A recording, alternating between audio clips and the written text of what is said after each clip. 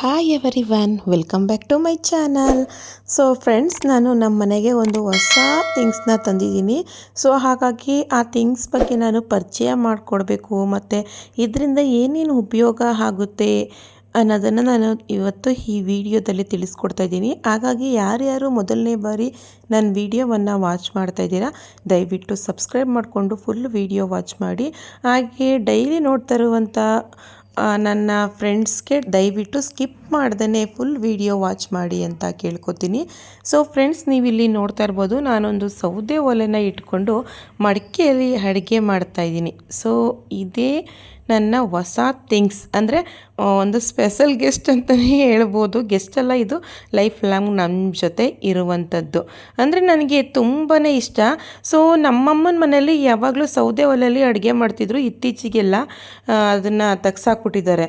So ನನಗೆ ತುಂಬಾ ಇಷ್ಟ ಸೌದೆ ಒಲೆ ಅಂದರೆ. ಅಮ್ಮ ಅಡುಗೆ ಮಾಡ್ತಿದ್ರು, ನಾವು ನೋಡ್ತಿದ್ವಲ್ಲ, ಸೌದೆ ಒಲೆಯಲ್ಲಿ ಅಡುಗೆ ಮಾಡಬೇಕು ಅಂತ ತುಂಬಾ ಇಷ್ಟ. ಹಾಗಾಗಿ ನಾನು ಸೌದೆ ಒಲೆನ ತರಿಸಿದ್ದೀನಿ.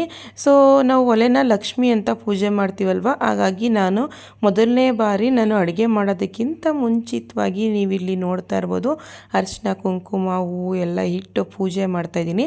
ಸೊ ಆ್ಯಕ್ಚುಲಿ ಹೇಳಬೇಕು ಅಂದರೆ ಸೌದೆ ಒಲೆ ಉಪಯೋಗಿಸೋದ್ರಿಂದ ನಮಗೆಷ್ಟು ಬೆನಿಫಿಟ್ ಇದೆ ಅಂತಂದರೆ ಆರೋಗ್ಯವಾಗಿರ್ತೀವಿ. ಈಗ ನಮಗೆ ಗ್ಯಾಸ್ಟ್ರಿಕ್ ಪ್ರಾಬ್ಲಮ್ ಬರೋದೇ ನಾವು ಸೌದೆ ಒಲೆಯಲ್ಲಿ ತಿನ್ನಲ್ವಲ್ಲ, ಹಾಗಾಗಿ ಇಂಡಕ್ಷನ್ ಸ್ಟವ್ವು, ಗ್ಯಾಸ್ ಸ್ಟವ್ವು ಆ ರೀತಿ ಊಟನ ತಿಂತೀವಿ. ಹಾಗಾಗಿ ಸೌದೆ ಒಲೆಯಲ್ಲಿ ಊಟ ಮಾಡಿ ನೋಡಿ, ನೀವೇ ಹೇಳ್ತೀರ ಅದ್ರ ಬೆನಿಫಿಟ್ ಹೇಗಿರುತ್ತೆ ಅಂತ.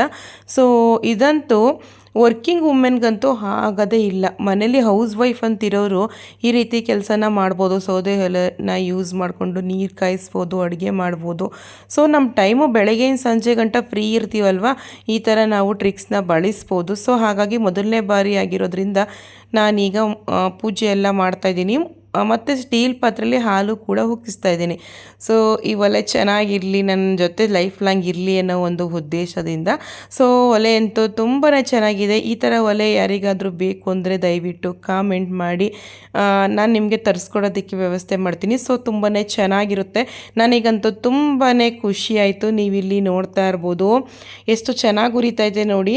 ನೀವು ಆದಷ್ಟು ಚಿಕ್ಕ ಚಿಕ್ಕ ಸೌದೆನ ಇಟ್ಕೊಬಿಟ್ರೆ ಸಾಕು, ನಿಧಾನಕ್ಕೆ ಉರಿಯುತ್ತೆ ಮತ್ತು ಹೊಗೆನೂ ಕೂಡ ಕಡಿಮೆ. ಈಗ ನಾವು ಒಲೆಗಳಲ್ಲಿ, ದೊಡ್ಡ ದೊಡ್ಡ ಒಲೆಗಳಲ್ಲಿ ಹೊಗೆ ಬರುತ್ತಲ್ಲ, ಅಷ್ಟು ಹೊಗೆ ಬರಲ್ಲ. ಹಾಗಾಗಿ ನನಗೆ ತುಂಬಾ ಇಷ್ಟ ಆಯಿತು. ಮೇಯ್ನ್ ರೀಸನ್, ಈ ಒಲೆ ತಗೊಳ್ಳೋ ಮೇಯ್ನ್ ರೀಸನ್ ಏನಪ್ಪ ಅಂದರೆ, ನಮ್ಮ ಮನೇಲಿ ಸೋಲಾರ್ ಇರೋದು. ಈಗ ತುಂಬ ಚಳಿ ಇರೋದ್ರಿಂದ ಬಿಸಿಲು ಕೂಡ ಇರಲ್ಲ. ಹಾಗಾಗಿ ನಾನು ಈ ಒಲೆನ ತರಿಸ್ಕೊಂಡೆ. ಸೊ ಫ್ರೆಂಡ್ಸ್, ನೀವಿಲ್ಲಿ ನೋಡ್ತಾ ಇರ್ಬೋದು ಹಾಲು ಉಬ್ಬಿ ಬರ್ತಾ ಇದೆ. ಸೊ ಈ ರೀತಿ ಉಕ್ಕಿ ಬಂದರೆ ಸೊ ತುಂಬಾ ಖುಷಿ ಆಗುತ್ತಲ್ವ. ಹಾಲಂತೂ ಉಕ್ಕಿ ಬಂತು.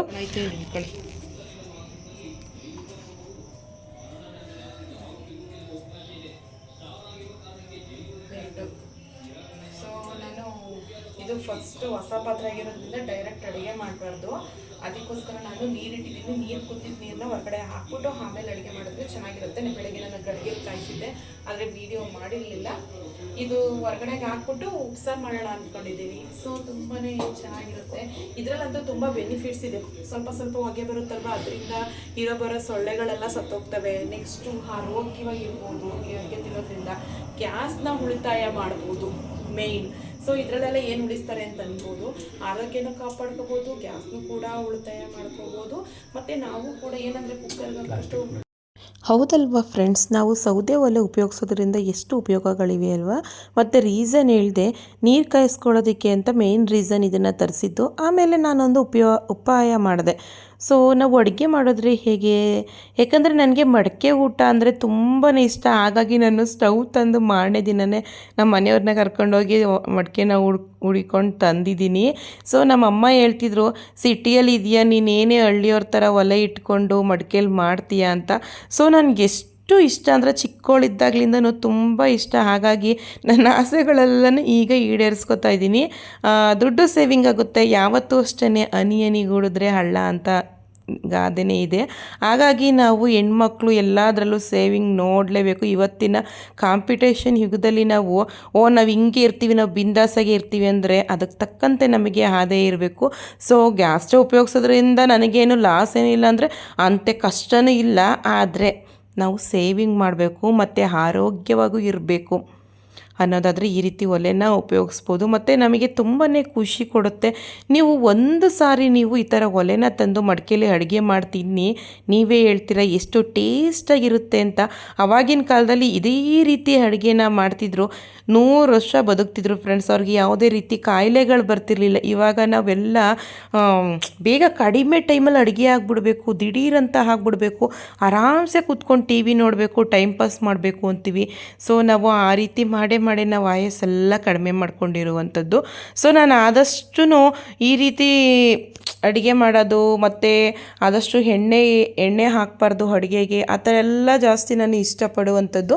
ಸೊ ಹಾಗಾಗಿ ಒಂದೊಂದನ್ನೇ, ಯಾಕಂದರೆ ಈಗ ನಮ್ಮ ಮನೇಲಿ ಹಿಂಗೆ ಮಾಡು ಅಂತ ರಿಸ್ಟ್ರಿಕ್ಷನ್ ಮಾಡೋರಂತೂ ಇಲ್ಲವೇ ಇಲ್ಲ. ನಮ್ಮ ಅತ್ತೆ ಅಂತೂ ಒಳ್ಳೆ ರೀತಿಲಿ ನೀನು ಏನು ಮಾಡ್ತೀಯ ಅದು ಚೆನ್ನಾಗಿರುತ್ತೆ ಮಾಡು ಅಂತ ಹೇಳ್ತಾರೆ. ಸೊ ಹಾಗಾಗಿ ನನಗೆ ಏನು ಇಷ್ಟನೋ ಆ ರೀತಿ ಮಾಡ್ತಾಯಿದ್ದೀನಿ. ನಾನು ಮಾಡ್ತಿರುವಂಥ ಕೆಲಸ ಅಂತೂ ಸೊ ತುಂಬಾ ಒಳ್ಳೆಯದು ಅಂತ ಅಂದ್ಕೊಂಡಿದ್ದೀನಿ. ನೋಡಿ ಇಲ್ಲಿ ನೀವು ಈ ಗಡಿಗೆನ ನೋಡ್ತಾ ಇರ್ಬೋದು, 3.5 ಲೀಟರ್ ನೀರು ಹಿಡಿಯುತ್ತೆ. ಇದು ಒಂದು ದಿನಕ್ಕೆ ನೀರನ್ನ ಕಾಯಿಸಿದ್ರೆ ಸಂಜೆವರೆಗೂ ಆಗುತ್ತೆ. ಸೊ ನಾನು ನೀರು ಕಾಯಿಸೋದಕ್ಕೆ ಅಂತ ಗ್ಯಾಸ್ ಸ್ಟವಲ್ಲಿ 1 ಲೀಟ್ರ್ ಪಾತ್ರೆ ಇಟ್ಕೊಂಡಿದ್ದೆ. ಯಾವಾಗಲೂ 4-5 ಸಾರಿ ಕಾಯಿಸ್ತಾನೆ ಇರಬೇಕು. ನಾನು ಬೆಳಿಗ್ಗೆ ಕಾಯಿಸಿದ್ರೆ ಸಂಜೆ ತನಕ ಆಗುತ್ತೆ, ಸಂಜೆ ಕಾಯಿಸಿದ್ರೆ ರಾತ್ರಿ ಇಡೀ ಎಲ್ಲ ಕುಡಿಬೋದು. ಸೊ ನನಗಂತೂ ತುಂಬಾ ಖುಷಿಯಾಯಿತು. ಫೈನಲಿ ಗಡಿಗೆಯಲ್ಲಿ ಕಾಯಿಸಿದ್ದು ಸಂಜೆವರೆಗೂ ಹಾಗೇ ಇರುತ್ತೆ, ಅದಂತೂ ಖುಷಿಯಾಯಿತು. ನೀವಿಲ್ಲಿ ನೋಡ್ತಾ ಇರ್ಬೋದು, ದೂರದಿಂದನೂ ತೋರಿಸ್ತೀನಿ ಒಲೆ ಮೇಲೆ ಯಾವ ರೀತಿ ಹುರಿತೈತೆ ಅಂತ.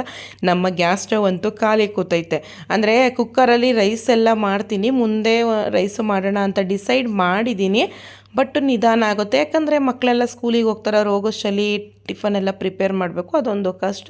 ಬಟ್ ಹೆಣ್ಮಕ್ಳು ಹೌಸ್ ವೈಫ್ಗಳು ಇದನ್ನು ಫ್ರೀ ಮಾಡಿಕೊಂಡು ಮಾಡ್ಬೋದು. ಇನ್ನೊಮ್ಮೆ ಹೇಳ್ತೀನಿ, ಯಾರಿಗಾದರೂ ಸ್ಟವ್ ಬೇಕು ಅಂದರೆ ನೀವು ಕಾಮೆಂಟ್ ಮಾಡಿ, ಬೇಕಾದರೆ ನಿಮ್ಮ ಅಡ್ರೆಸ್ ತಿಳ್ಕೊಂಡು ನಾನು ಅದನ್ನು ತಲುಪಿಸೋ ವ್ಯವಸ್ಥೆ ಮಾಡಿಸ್ಕೊಡ್ತೀನಿ, ಯಾರಿಗಾದರೂ ಆ ಥರ ಸ್ಟವ್ ಸಿಕ್ಕಿಲ್ಲ ಅಂತಂದರೆ.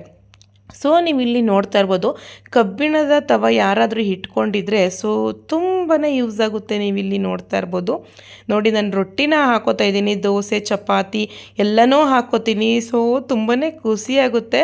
ಬೆಳಿಗ್ಗೆ ಮಾರ್ನಿಂಗ್ ಟೈಮ್ ನಾನು ಮಾಡ್ತಾ ಇರುವಂಥದ್ದು ರೊಟ್ಟಿನ, ಮಕ್ಕಳು ಸ್ಕೂಲ್ಗೆ ಹೋಗೋ ಟೈಮ್.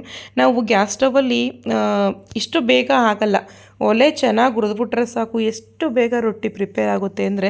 ಸೊ ತುಂಬಾ ಖುಷಿಯಾಗುತ್ತೆ. ನಮ್ಮ ಮಕ್ಳಿಗೆ ಒಂಥರ ಸ್ಪೆಷಲ್ ಟೇಸ್ಟ್, ಅಮ್ಮ ನೀನು ಒಲೆ ಮೇಲೆ ಮಾಡ್ತಿದ್ದೀಯ ಅಡುಗೆನ, ರೊಟ್ಟಿ ಎಲ್ಲ ಎಷ್ಟು ಚೆನ್ನಾಗಿದೆ ಅಮ್ಮ ಅಂತ ಹೇಳ್ತಾರೆ. ಮೇಯ್ನ್ ಏನಪ್ಪ ಅಂದರೆ ನಾವು ಗ್ಯಾಸ್ಟ್ರಿಕ್ ಪ್ರಾಬ್ಲಮ್ ಹೋಗುತ್ತೆ ಅನ್ನೋದೇ ಒಂದು ಖುಷಿ. ನನಗಂತೂ ಒಲೆ ಮೇಲೆ ಅಡುಗೆ ಮಾಡೋಕ್ಕೆ ಯೂಸ್ ಮಾಡಿದ್ಮೇಲೆ ಸುಮ್ಮನೆ ಹೇಳೋದಲ್ಲ, ಗ್ಯಾಸ್ಟ್ರಿಕ್ ಪ್ರಾಬ್ಲಮೇ ಇಲ್ಲ. ಸೊ ತುಂಬಾ ಖುಷಿಯಾಗುತ್ತೆ. ಇವತ್ತು ಅಂದರೆ 2 ಕುಕ್ಕರ್ ತಂದಿದ್ದೀನಿ, ಒಂದು ನಾನ್ ವೆಜ್ಗೊಂದು, ವೆಜ್ಗೊಂದು. ಒಂದು ಹೀರೆಕಾಯಿ ಸಾಂಬಾರನ್ನ ಹೇಗೆ ಮಾಡೋದು ಅಂತ, ಅಂದರೆ ಹೀರೆಕಾಯಿ ಸಾಂಬಾರು ಮಾಡ್ತಾ ಇರೋದನ್ನ ತೋರಿಸ್ತೆ. ಮತ್ತು ಮಡಕೆ ಸಾಂಬಾರು, ಚಿಕನ್ ಸಾಂಬಾರನ್ನ ಮಡಿಕೆಯಲ್ಲಿ ಮಾಡಿದ್ದೀನಿ ಸ್ಪೆಷಲ್ಲಾಗಿ ಹಳ್ಳಿ ಸ್ಟೈಲಲ್ಲಿ. ಇದನ್ನು ಒಂದು ವೀಡಿಯೋನೂ ಕೂಡ ಮಾಡಿದ್ದೀನಿ, ಅದನ್ನು ನೆಕ್ಸ್ಟ್ ವೀಡಿಯೋದಲ್ಲಿ ಹಾಕ್ತೀನಿ, ದಯವಿಟ್ಟು ವಾಚ್ ಮಾಡಿ. ಸೊ ನೀವಿಲ್ಲಿ ನೋಡ್ತಾ ಇರ್ಬೋದು, ಮಡಿಕೆಯಲ್ಲಿ ಚಿಕನ್ ಸಾಂಬಾರು ಮಾಡಿದ್ದೀನಿ. ಇದಂತೂ ಎಷ್ಟು ಟೇಸ್ಟ್ ಕೊಡ್ತು ಅಂದರೆ ಅದ್ಭುತದಲ್ಲಿ ಅದ್ಭುತ. ನಮ್ಮ ಮಕ್ಕಳಂತೂ ಅಮ್ಮ ಯಾವಾಗಲೂ ಹೀಗೆ ಮಾಡಮ್ಮ, 1 ನಿಮಿಷ ಲೇಟ್ ಆದರೂ ಪರವಾಗಿಲ್ಲ, ಎಷ್ಟು ಚೆನ್ನಾಗಿದೆ ಅಂತ ಹೇಳ್ತಿದ್ರು. ಸೊ ಮಕ್ಕಳು ಈ ರೀತಿ ಇಷ್ಟಪಟ್ಟು ಕೇಳಿದ್ರೆ ಎಷ್ಟು ಖುಷಿಯಾಗುತ್ತಲ್ವ. ಸೊ ಫ್ರೆಂಡ್ಸ್, ನಾನು ಈ ದಿನ ನಿಮಗೆ ಸೌದೆ ಒಲೆನ ಪರಿಚಯ ಮಾಡಿಕೊಟ್ಟಿದ್ದೀನಿ, ಮಡಿಕೆನ ಪರಿಚಯ ಮಾಡಿಕೊಟ್ಟಿದ್ದೀನಿ. ಈ ವಿಡಿಯೋ ನಿಮಗೆ ಇಷ್ಟ ಆಗಿದ್ದರೆ ದಯವಿಟ್ಟು ಹೇಗಿತ್ತು ಅಂತ ಕಾಮೆಂಟ್ ಮಾಡಿ, ದಯವಿಟ್ಟು ಒಂದು ಲೈಕ್ ಮಾಡೋದನ್ನ ಮರಿಬೇಡಿ. ಮತ್ತು ನೆಕ್ಸ್ಟ್ ವೀಡಿಯೋನೂ ಕೂಡ ಫ್ರೀ ಮಾಡಿಕೊಂಡು ವಾಚ್ ಮಾಡಿ. ಇವಾಗಂತೂ ನಾನು ಸೀರೆ ವ್ಯಾಪಾರ ಮಾಡ್ತಾ ಇರೋದ್ರಿಂದ ಒಳ್ಳೊಳ್ಳೆ ಸೀರೆಗಳೆಲ್ಲ ತರಿಸಿದ್ದೀವಿ, ಅದನ್ನು ಕೂಡ ನಾನು ವೀಡಿಯೋದಲ್ಲಿ ಹಾಕ್ತೀನಿ.